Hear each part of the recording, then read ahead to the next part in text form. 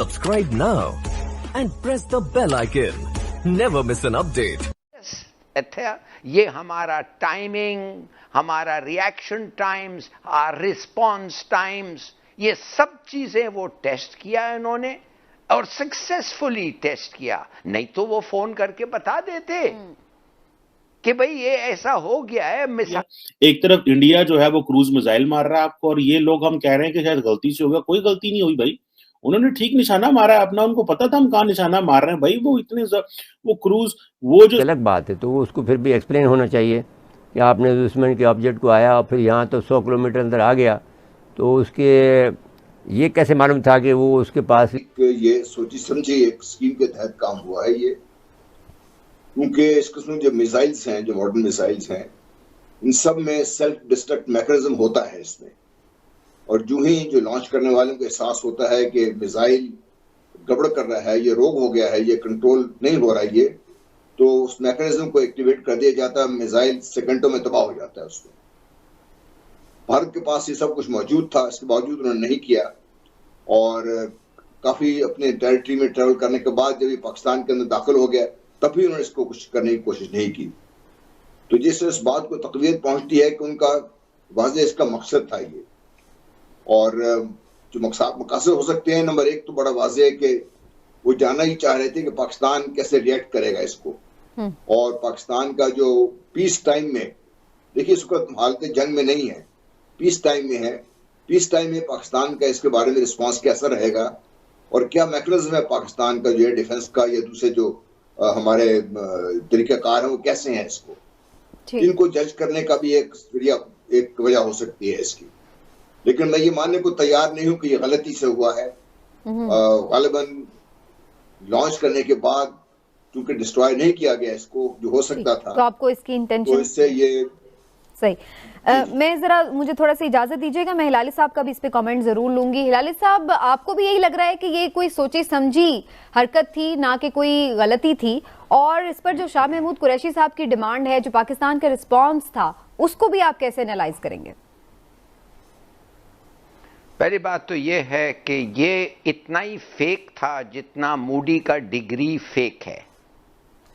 मैं आपको बताता हूं कि ऐसे मिसाइल लॉन्च करने के पहले उसको इरेक्ट किया जाता है, उसके अंदर लॉन्च कोड देते हैं, फीड करते हैं, उसके बाद उसका फ्लाइट पाथ डेटा एंटर होता है, उसके बाद मल्टीपल लॉन्च कीज होते हैं ऐसे मिसाइल पे। मगर ये सब हो गया और वो लॉन्च भी हो गया, और इट्स इम्पॉसिबल कि गलती से लॉन्च हो। जब तक आप ये सब ना करें और ठीक से बटन को दबाएं, it can not take off. दूसरी बात ये है, इस पे सब मार्किंग्स निकाले गए थे, इस मिसाइल पे कोई मार्किंग था ही नहीं। मतलब ये था, और साथ साथ एक छोटा सा वॉरहेड जो था, जो इस मिसाइल को डिस्ट्रॉय करेगा जब वो इंपैक्ट करेगा, इसलिए कि वो चाहते थे कि पता ही नहीं चले ये है क्या, किधर से आया है और क्या है।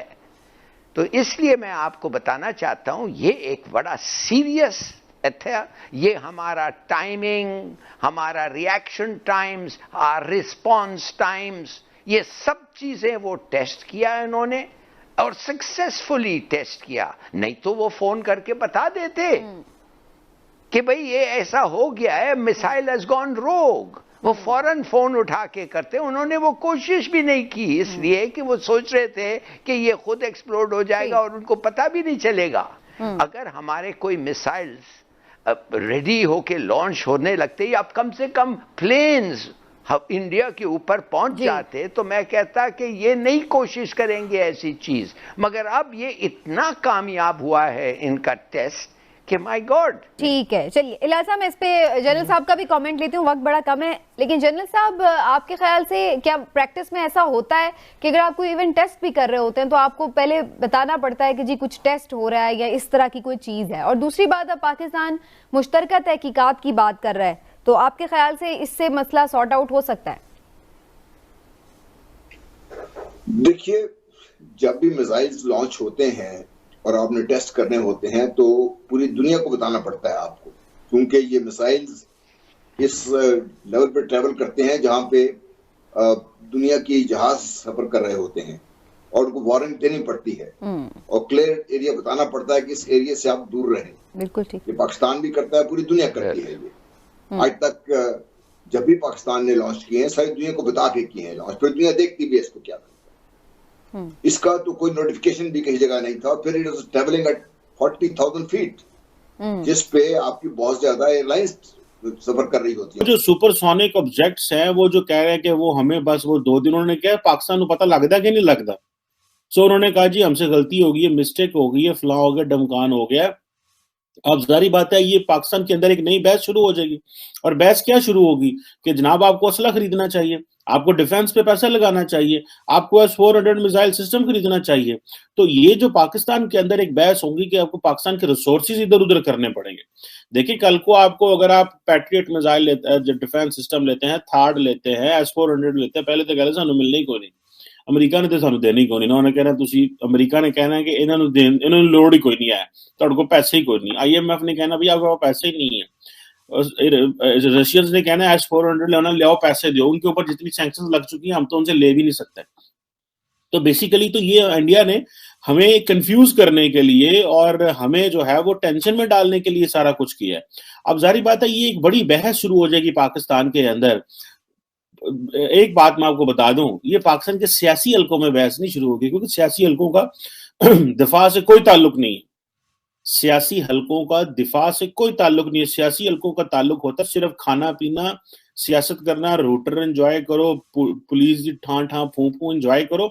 उनका ये चीजें तो होती है, वो कोई डायरेक्शन तय करने नहीं आते, वो तो तय करने आते हैं क्योंकि अब डेमोक्रेसी सिस्टम है, जिस सिस्टम के तहत हमने यहाँ पे रहना है और ये गवर्निंग मॉडल है, तो ठीक है इसके नीचे सारे आते हैं। और विल ऑफ द पीपल जो है वो विल ऑफ द पीपल, तभी तो पाकिस्तान में इसकी इज्जत नहीं है। Will of the people, the reason behind is कि हमारे जो सियासतदान है they do not have that vision, and उस तरह वो चीज नहीं है। आप इंडिया में देखें, इंडिया के अंदर जो हुकूमतें हैं वो किस तरह अपने बाकी इदारों को अपने नीचे रखते हैं। हमारे मुल्क के अंदर इस तरह ये this is another way around, यहाँ पे इदारे जो हैं वो हुकूमतों को नीचे रखते हैं। ये एक सीधी सी बात है, ये कोई मैं 2+2=4 आपको बता रहा हूँ, ये हकीकत इस तरह। अब आप देखिए कि इंडिया ने आपको एक जो है वो मिसाइल उन्होंने दागा और उन्होंने क्या सानू पता नहीं लगता, साढ़े को छुट गया, ठीक है, हम कपड़ा चपड़ा मार रहे थे ऊपर और बीच में से वो निकल गया, बीच में से वो जैसे कहते हैं ना एक पैर जो निकल गया। ओ बादशाह बंदो, this is not how they work, this is not how the missiles are kept, this is not how such a sensitive technology is kept. They did it obviously deliberately, और उन्होंने deliberately किया है just so that पाकिस्तान जो है उसके अंदर एक बहस शुरू हो, पाकिस्तान के ऊपर डिफेंस पे पैसा लगे, पाकिस्तान जो है वो अपने आप को इंगेज करे मजीद, और पाकिस्तान के अंदर मजीद जो है वो जिसे कहते हैं ना कि आपने एडवर्सरी को इंगेज करना होता है। अब जारी बात है वो इंगेजमेंट शुरू होगी, ठीक है। इंडिया ने कल क्या किया, उन्होंने राफेल ले लिए, हमने जेट-10C ले लिए, उन्होंने कल को सबमरीन ले लेंगे, हम भी को ले लेंगे, उन्होंने S-400 ले लिए, हम भी को जाके S-400 जाके वहां से ले लेंगे। बल्कि कल मैं आपको वीडियो में बता रहा था कि पाकिस्तान जो है वो कोई ना कोई चाइना के साथ जो ले रहा है डिफेंस सिस्टम, लेकिन वो इतना तगड़ा नहीं है, ठीक है जी। अब ये जो सुपरसोनिक ऑब्जेक्ट जो थी 40,000 फुट की बुलंदी से उड़ी है, ठीक है।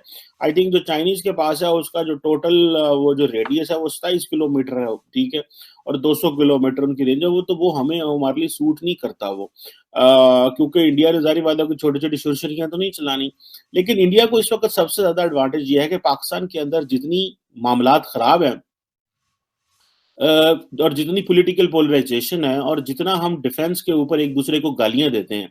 आपको याद है कि जब अभिनंदन का वाकया हुआ था, अभिनंदन ने जो है वो पाकिस्तान में एंटर हुआ और जहाज गिरा उसका, तो उसके बाद ऑपोजिशन ने एक माहौल ऐसा क्रिएट किया, उसने कहा जी कि इमरान खान जो है, बेसिकली तो उसने कहा इमरान खान के वाले से या फॉरेन मिनिस्टर के वाले से बात की, लेकिन इंडियन मीडिया ने कहना शुरू कर दिया जी कि वो जनरल बाजवा की टांगें कामनी शुरू हो गई। लेकिन उस वक्त उन्होंने जो साबिक कौमी असम्बली के स्पीकर थे अयाज सादिक साहब, उन्होंने ये कहा कि वो कमरे में आए और उनकी टांगें कांप रही थी। अब ये उन्होंने भी इस तरह की कंफ्यूज बात कर दी। तो ये जो हमारे मुल्क के अंदर एक दूसरे के खिलाफ हम जो रिस्पेक्ट नहीं कर पा रहे, हम डिफेंस के ऊपर भी इकट्ठे नहीं है। और क्योंकि डिफेंस के ऊपर इसलिए इकट्ठे नहीं है कि सियासी जमातें समझती हैं कि भाई हमें वो राइट नहीं मिलता फैसला करने का जो हम करना चाहते हैं, हमें वो चीज नहीं मिलती करने के लिए जो हम चाहते हैं, सो हम क्यों इनका साथ दें। ये हमारे खिलाफ सारा टाइम प्लान करते हैं, हमारे लीडर्स को जेलों में डालते हैं, तो क्यों हम क्यों ना इनको एक्सपोज करें, क्यों ना इनको मुश्किल में डालें। वो कहते हैं ना कि आप अपने ओपोनेंट को उसकी वीक जगह पे मारते हैं। तो ये इसलिए एक दूसरे को वीक जगह पे मारते हैं। और इस पे अगर जो डिफेंस के मामले भी कंप्रोमाइज हो जाए तो पाकिस्तान में हो जाए, क्योंकि कंपटीशन जो बहुत ज्यादा हो गया, इंटरनल लड़ाई है हमारी। असल में तो लड़ाई इंटरनल है हमारा, तो इस वक्त दुश्मन लगते ही नहीं कोई दुनिया में है। हम सभी एक दूसरे के दुश्मन बने हुए हैं, हम सभी एक दूसरे को गालियां दे रहे हैं।